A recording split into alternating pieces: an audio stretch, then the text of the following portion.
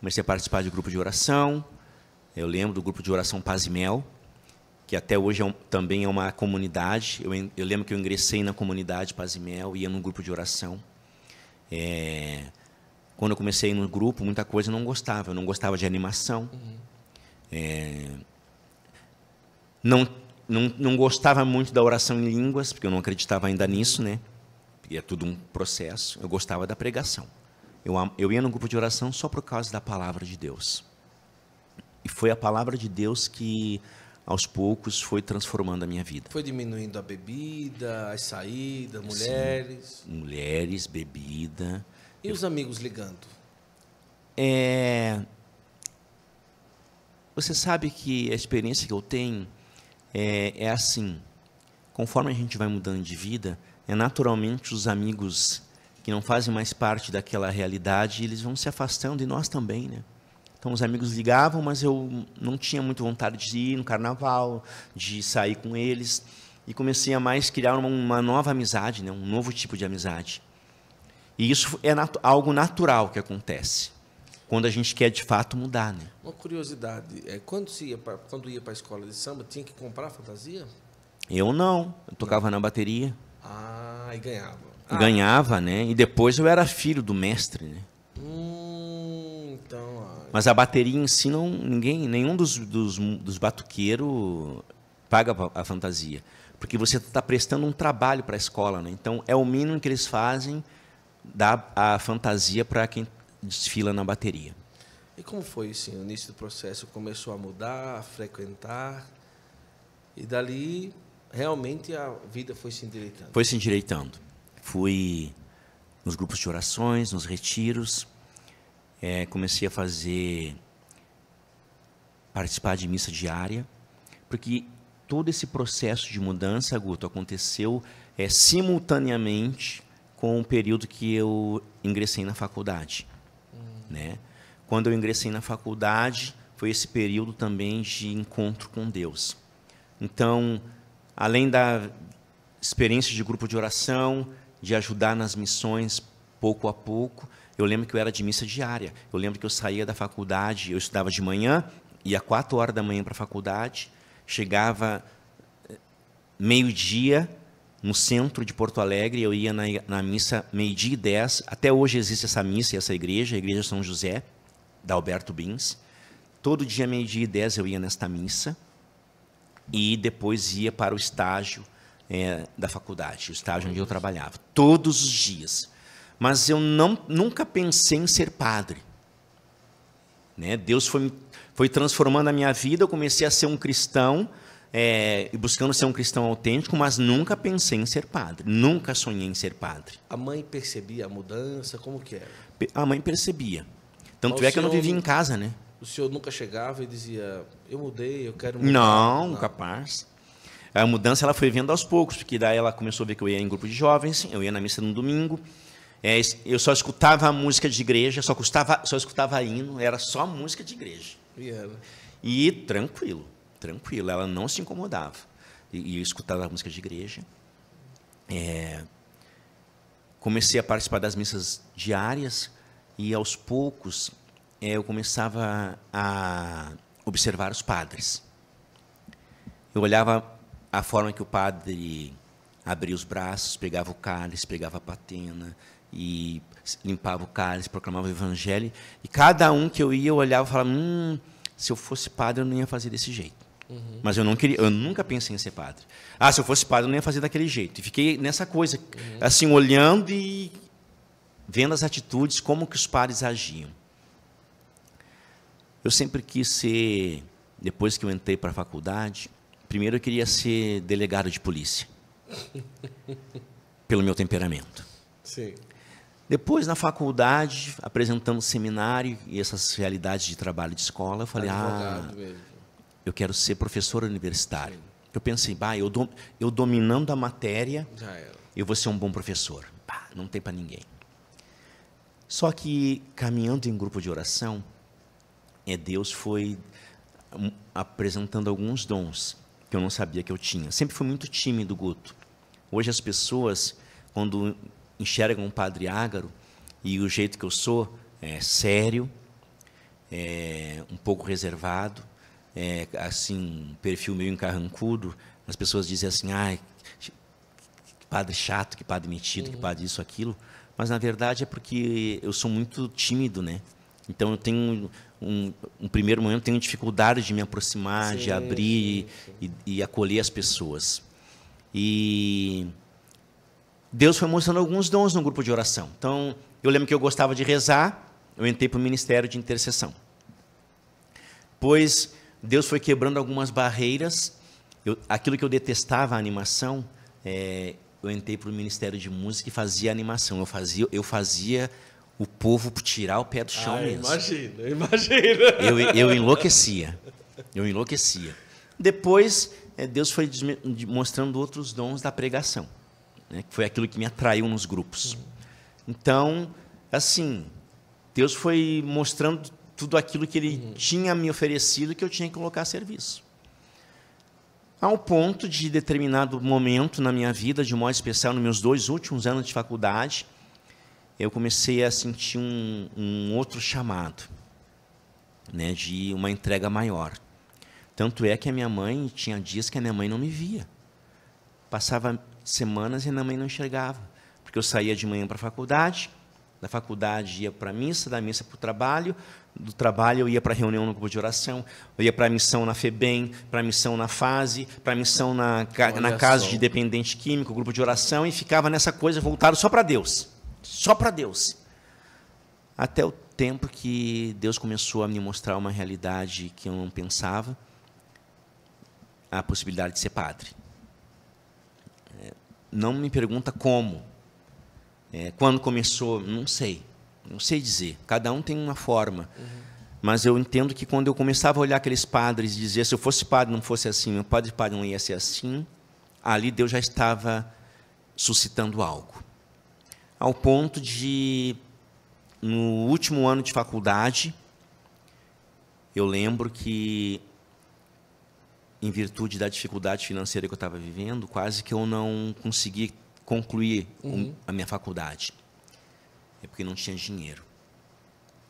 E aí eu ouvia dizer assim, sempre ouvi dizer que se a pessoa tem curso superior, para ser padre é mais rápido do que quem não tem. E eu lembro que eu fiz uma proposta para Deus. Falei, olha, o senhor vê que a minha vida está... Isso na missa do 12:10 que eu ia. O senhor vê que a minha vida está toda voltada para Deus, é grupo, é coisa, minha família... Eu cheguei ao ponto de dias esquecer o aniversário da minha mãe por causa dos trabalhos na igreja. Falei com Deus, olha, eu ouvi dizer que se você tem curso superior, se você tem um chamado a ser padre, é mais rápido de quem não tem. Eu não sei o que o senhor quer para mim. Só que não é só isso aqui. Não é só o grupo, não é só pregar, não é só retiro. Eu sinto que tem algo mais. Se o senhor quer que eu seja padre, o senhor vai providenciar que eu me forme esse ano, junto com a minha turma. E aí, ficou por isso. Eu lembro que eu trabalhava num escritório de advocacia, estava de estágio, meu estágio ia terminar por causa que eu não tinha me rematriculado.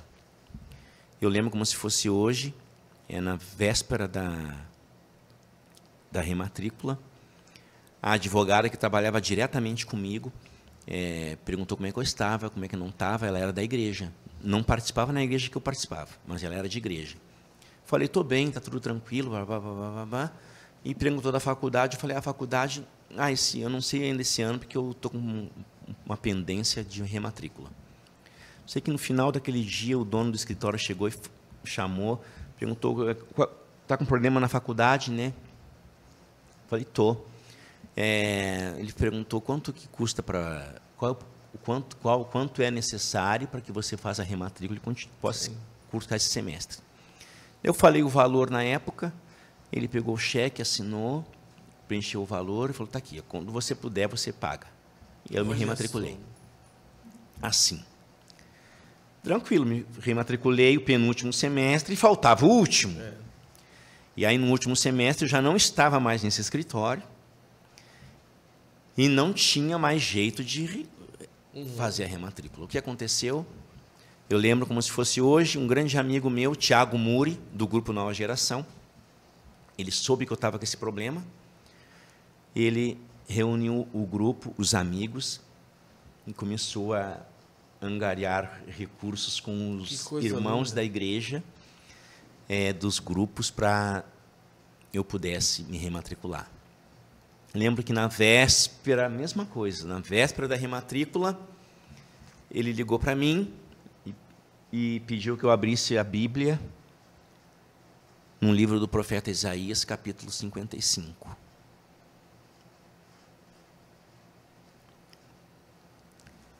Isaías 55 diz: Vinde a mim, vós todos que estáis sedentos. Vinde beber leite e mel sem nenhuma paga. E eu li aquilo, e ele falou, olha, eu entrei em contato com os meninos do grupo, e nós arrecadamos o valor necessário para a tua rematrícula. E ali eu vi que Deus tinha um chamado especial para a minha vida. Cursei, fiz a formatura, terminei aquele ano. Lembro que na véspera da formatura, eu cheguei em casa, falei com a mãe. Eu disse, mãe, amanhã é a minha formatura, estava ela, minha irmã. O meu pai já tinha falecido, o meu padrasto já tinha falecido, era só nós três. Falei, amanhã minha formatura, mas eu não quero ser advogado. Falei para ela que eu quero ser padre. E a minha mãe ficou quieta, não falou nada. Imediatamente a minha irmã disse, e por que foi estudar então? Se quer ser padre, para que foi estudar? E aí a minha mãe, com uma palavra de sabedoria, disse, padre, não precisa ser burro, deixa ele. Porque ela sabia de onde eu tinha saído. Porque ela, a vida inteira rezou para que eu pudesse sair da Umbanda, Quimbanda e outras bandas, para que eu pudesse sair da vida de bebida, de prostituição. Eles vão dizer, nossa, você se prostituiu? Em termos, sim. Porque eu tive contato, nunca tive relacionamento casto com as namoradas. E quando não tinha namorada, eu ia nas esquinas, em prostíbulo, ia em essas casas de massagem. Eu fiz de tudo um pouco, Guto. Minha mãe disse, deixa ele. Só que eu não entrei para o seminário, me formei e fui para o seminário. Porque a minha cabeça assim, agora eu me formei, sim, é fácil ir para o seminário. Só que a minha mãe precisa de mim, minha irmã precisa de mim. Porque embora eu não trabalhasse mais, o estabelecimento comercial funcionava. Né? E agora de uma forma pior, porque o pai tinha morrido, então era minha mãe, os filhos do primeiro casamento, e a minha mãe sozinha nesse meio. Então fui trabalhar. Falei para Deus, eu escutei o seu chamado, mas agora eu não posso ir, tem que esperar um pouquinho.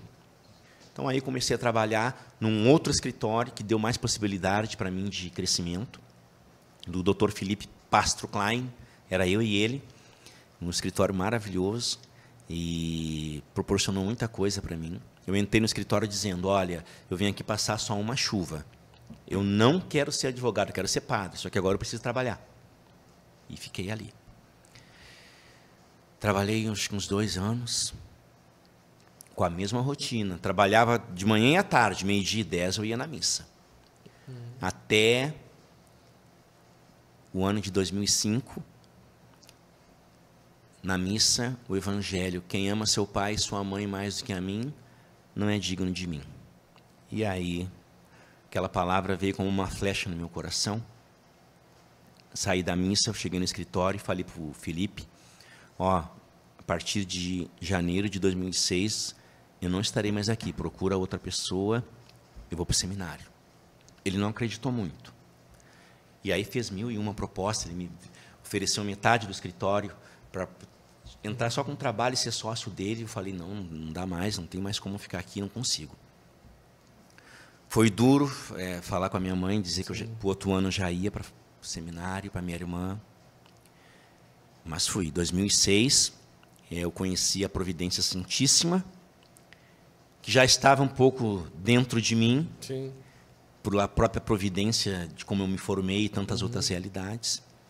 E vim para São Paulo, ingressar na Providência, iniciar a caminhada na vida consagrada e depois na vida sacerdotal. Eu nunca quis ser padre diocesano puramente. Eu sou padre diocesano, Sim. só que dentro de uma comunidade, né?